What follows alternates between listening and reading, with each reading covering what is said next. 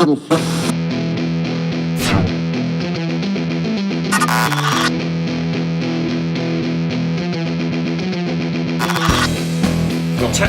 me what you guys do there on this show. Tell the viewers here what you guys do. Well, you mentioned it before. Rich Davis came here from the pop world. He was on Z100. Go ahead. I was on Z100 in New York, and Covino was on K-Rock in New York. So I was working in the pop radio world. He was working in the rock world. We had mutual friends in radio, and they would always say, have you met Covino? You guys have a lot in common. Well, you're always just, having fun, talking about, work and hustling and women and sports, and it seemed to be like the same guy. And I finally met him.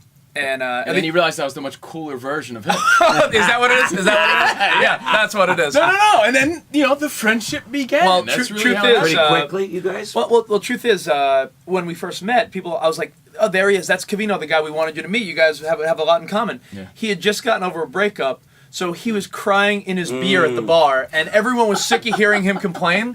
So I was the last guy that had heard the story. So I was like, "Hey, Covino, good to meet you."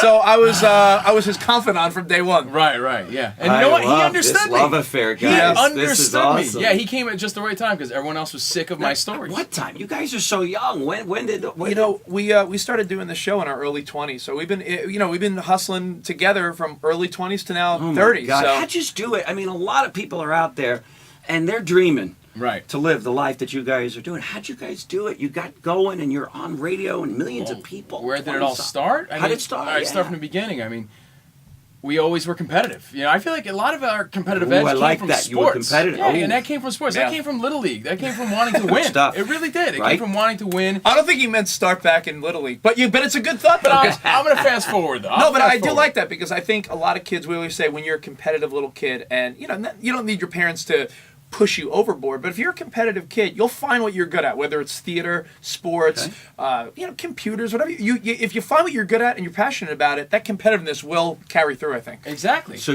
what did you find? How did you find it? I realized that, because everybody's looking to do it. How'd you find it? Well, we hung up the cleats, as we got older, and we realized that we wanted to, I guess, kill it in another way. And that became, for us, broadcasting. Rich did it because he loves attention. He's a ham. And I did it because I'm a huge music fan. He's good at it. Yeah, he's great at it. He's great at it. Very good. To really answer your question, I feel like it was school. It was being in school and focusing on what the next step was in school.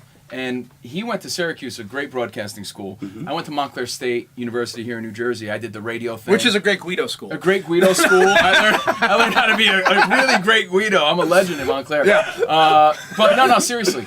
And I got involved in a radio program there, and I got an internship as part of our communications program in New York radio. And I feel like without getting that foot in the door, this would have never have happened. I feel like I owe a lot of this to my internship at WXRK K-Rock in New York, which eventually led to a job.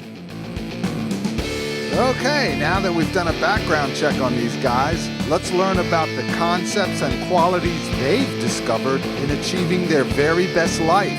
So be sure to tune in tomorrow for the importance of mentors and paying the dues here on the Daily Locker Room